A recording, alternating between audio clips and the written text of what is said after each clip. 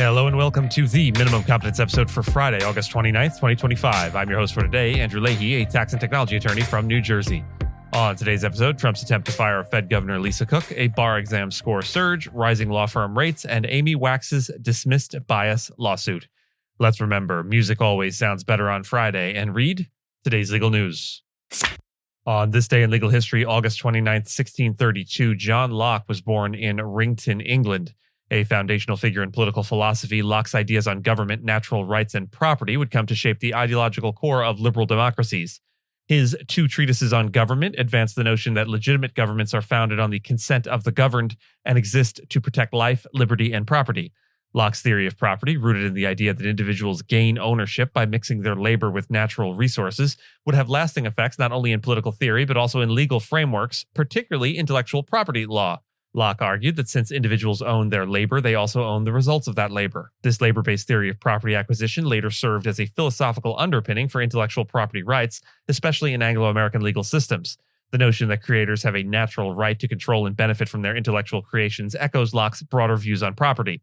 His influence is visible in early American legal thought, including the U.S. Constitution's provision empowering Congress to secure authors and inventors exclusive rights. Locke's work also fueled the American Revolution and the drafting of the Declaration of Independence, with Thomas Jefferson borrowing heavily from Locke's formulations on natural rights. Likewise, his theories permeated the French Revolution and the Declaration of the Rights of Man and of the Citizen. Beyond constitutional law, his legacy persists in modern debates about the balance between public access and private rights in intellectual property regimes. Locke's vision of a just legal order grounded in individual rights, voluntary association, and property remains central to contemporary legal theory. A federal judge will hold a hearing on whether to temporarily block President Donald Trump from firing Federal Reserve Governor Lisa Cook, who is challenging her removal in court. Cook argues that Trump lacks legal grounds for firing her, alleging that the justification, claims of past mortgage fraud, is a pretext tied to her refusal to lower interest rates. The Federal Reserve Act permits governors to be removed only for cause, though that term is undefined and has never been tested in court. Cook denies the fraud allegations and says even if true, the conduct occurred before she took office and should not qualify as cause for removal. Trump's administration argues that the allegations are sufficient to justify her dismissal and may also claim that legal limits on removing Fed governors infringe on the president's executive authority. The outcome of this case could significantly impact the perceived independence of the Fed and may ultimately be decided by the U.S. Supreme Court. A Biden-appointed judge, Gia Cobb, will first determine if Cook is likely to succeed on the merits and if her removal would cause irreparable harm. The decision could lead to a preliminary injunction subject to appeal. Trump has already clashed with the Fed, particularly with Chair Jerome Powell, who he appointed, over interest rate policies and management decisions. Removing Cook would allow Trump to install a fourth member on the 7-seat board, potentially shifting its direction. The national average score on the July 2025 multi-state bar exam, or MBE, was the highest in over a decade, reaching 142.4, the best performance since 2013, excluding pandemic-altered years. The MBE, which accounts for half of a bar taker's score in most states, is a key component of the U.S. bar exam. The National Conference of Bar Examiners expects the slight uptick in scores to translate into modestly higher pass rates across jurisdictions.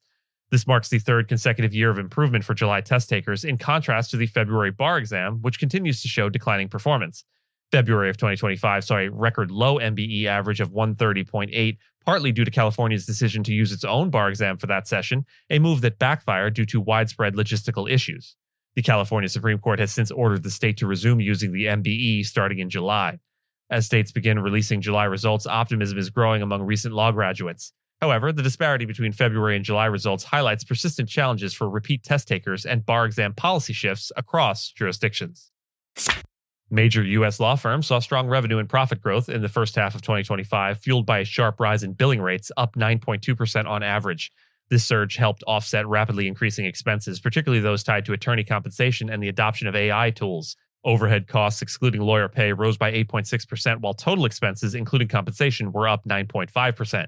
Despite heavy investment in generative AI, firms haven't realized cost savings yet, as they're still maintaining full legal staffing alongside the new technology. Top partners at elite firms such as Milbank and Quinn Emanuel are now charging more than $3,000 per hour, with Milbank's Neil Katyal commanding $3,250. Experts note that while AI may one day disrupt the traditional billable hour model, that shift hasn't materialized yet, echoing past predictions during earlier tech changes that never really fully played out.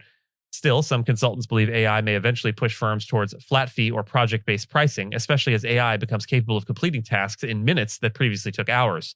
Meanwhile, law firm expenses are also climbing due to higher real estate costs and professional liability insurance. The legal talent pipeline remains strong, with law school applicants up 18% year over year and recent graduates enjoying a record high 93.4% employment rate. A federal judge has dismissed University of Pennsylvania law professor Amy Wax's lawsuit claiming racial discrimination in response to university sanctions against her. Wax, who is white, alleged that UPenn treated her unfairly based on race when it suspended her for a year with half pay over a pattern of controversial public comments about minority groups. Judge Timothy Savage ruled that her claims were implausible, noting that she failed to show how her race influenced the disciplinary process or the charges brought against her. Wax argued the university disproportionately disciplines white faculty for speech-related conduct while overlooking similar actions by faculty of color. However, the court found her comparisons to other UPenn speakers flawed, as those individuals had not repeatedly made derogatory remarks about minorities. The ruling follows an earlier denial of Wax's request for a preliminary injunction, where the court found she hadn't proven that the suspension would cause her lasting professional harm. Wax has long been a polarizing figure at Penn Law. Her 2017 op-ed favoring Anglo-Protestant cultural norms and later remarks about Black and Asian students drew widespread criticism. In 2018, she was barred from teaching required first-year courses, and in 2022, a faculty complaint sought a major sanction after she suggested the U.S. would be better off with fewer Asian immigrants. Lovely. And with that, I thank you so much for listening to Minimum Competence, your daily news podcast for lawyers. If you're looking for more than Minimum Competence, links to further reading and all the topics touched on today are in the show notes. And reviews go a long way towards helping new listeners to find our show. If you have a moment, leave a rating or review on your podcast player. We'd sure appreciate it. And if you know someone that might be interested in a story we cover, consider sending them the episode. But remember, nothing here should be construed as legal advice because it's certainly never that. Minimum Competence is available at minimumcomp.com and wherever it is you get your finely crafted podcasts. If you haven't checked out the website in a while, give it a look. There are complete transcripts and resources for each episode and its corresponding segments, as well as an opportunity to receive new episodes, an email, newsletter, form. We'll see you back here on Monday. And until then, note, we like to close out the week of shows with a featured musical piece. That will make these Friday episodes seem especially long. We hope you'll stick it out and enjoy the featured piece. But if music, and specifically classical music, isn't your bag, we get it. Our mouth sounds unrelated to the week's closing music ends here. This week's closing theme is by Wolfgang Amadeus Mozart, a composer of some note.